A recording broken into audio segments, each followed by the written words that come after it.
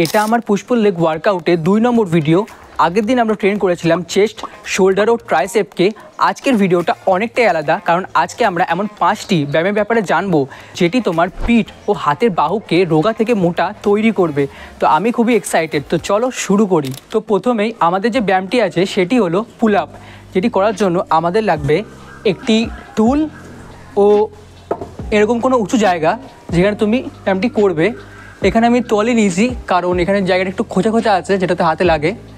তো চলো দেখি ব্যায়ামটা কেমন করে করতে হবে। প্রথমেই যে টুলটা আছে সেটাকে আমরা একটুখানি এই তাকের কাছাকাছি রাখবো, তারপর টুলের ওপর উঠে পড়বো, হাতের মাপ নিয়ে আমরা আস্তে আস্তে নিচের দিকে বসবো এরকম করে, তারপর পায়ের সাপোর্ট নিয়ে আস্তে আস্তে উপরে উঠবো এরকম করে। যখন আমরা উপরের দিকে উঠবো তখন আমরা নিঃশ্বাস ছাড়বো, যখন নিচের দিকে নামবো তখন নিঃশ্বাস নেব। উপরের দিকে উঠবো তখন পায়ে সাপোর্ট নিয়ে উঠবো, আর যখন নিচের দিকে নামছি তখন সাপোর্ট একদম ছেড়ে দেবো, হাতে চাপ রাখবো।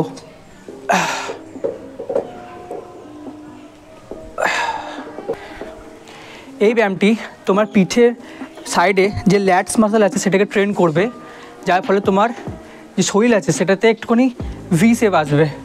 এই ব্যায়ামটা তুমি 3 সেট 10 রিপিটেশন করে করবে। এবার 2 নম্বরে আমাদের যে ব্যায়ামটি রয়েছে সেটি হলো সিঙ্গেল হ্যান্ড ডাম্বেল রো, যেটি করার জন্য আমি একটি ইট নিয়েছি, তোমরা যে কোনো ভারী জিনিস নিতে পারো। এই ব্যায়ামটা করার জন্য তুমি যে কোনো উঁচু জায়গায় হাত দিয়ে সাপোর্ট নেবে, তারপর এরকম করে পিঠের পজিশন সোজা রেখে নিচের দিকে নামাবে, দেন ওঠাবে।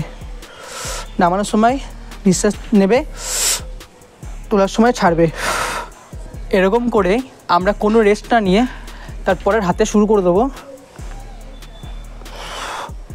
এই ব্যায়ামটি তুমি 3 সেট 10 রেপিটেশন করবে। এবার আমাদের 3 নম্বর ব্যায়ামটি হচ্ছে ডাম্বেল বেন্ড ওভার রো, যেটার জন্য আমি 2টো ভারী জিনিস নিয়ে নিয়েছি। এরপর এরকম করে সামনের দিকে ঝুঁকে পিঠ যেন এরকম না হয়ে যায়, সোজা থাকবে পিঠ একদম, চেস্ট আপ, পিঠ সোজা এরকম থাকবে, ইট একদম এরকম থাকবে না, এরকম থাকবে। তারপর আস্তে আস্তে আমরা ইটকে ওঠাবো এরকম করে, পুরো ওঠাবো। যখন উপরে উঠবো তখন নিঃশ্বাস নেবো, যখন নিচে নামবো তখন নিঃশ্বাস ছাড়বো। এই ব্যায়ামটা তুমি 3 সেট 10 রেপিটেশন করে করবে। আর একটা কথা, যখন একটা ব্যায়াম 3 সেট করা হয়ে যাবে তারপর আমরা 1 মিনিট মতো রেস্ট নেব, আর মাঝে আমরা 1 ঢোক করে জল খাবো, যাতে আমাদের শরীর হাইড্রেটেড থাকে এবং আমরা ব্যায়ামগুলো ভালোভাবে করতে পারি। এবার আমাদের পিঠের ব্যায়াম শেষ, এবার আমরা বাইসেপ এক্সারসাইজ শুরু করব। তো প্রথমে যে ব্যায়ামটি রয়েছে সেটি হলো ডাম্বেল কার্ল, যেটা করার জন্য আমি 2টো ভারী ইট নিয়ে নিয়েছি। তো ব্যায়ামটা করার জন্য প্রথমে আমরা সোজা এরকম দাঁড়াবো, হাতকে এরকম নিজের শরীরের কাছে নিয়ে আসবো, তারপর এরকম বডিকে একদম স্ট্রেট রাখবো এরকম করে, চেস্ট আপ, বডি একদম স্ট্রেট থাকবে। আস্তে আস্তে উপর দিকে এরকম তুলবো। একটা জিনিস মাথায় রাখবে, অনেকজনে কী করে এরকম করে লাগায়, তো এরকম করবে না, হালকা ওয়েট নেবে আর নিজের গোটা শরীরকে লক করে দেবে, শুধুমাত্র তোমার হাতের কোনোই নড়বে। ব্যায়ামের মধ্যে হাতের কোনো শুধু নড়বে আর গোটা শরীর লক হয়ে যাবে। এই ব্যায়ামটা তুমি করবে 3 সেট 10 রেপিটেশন।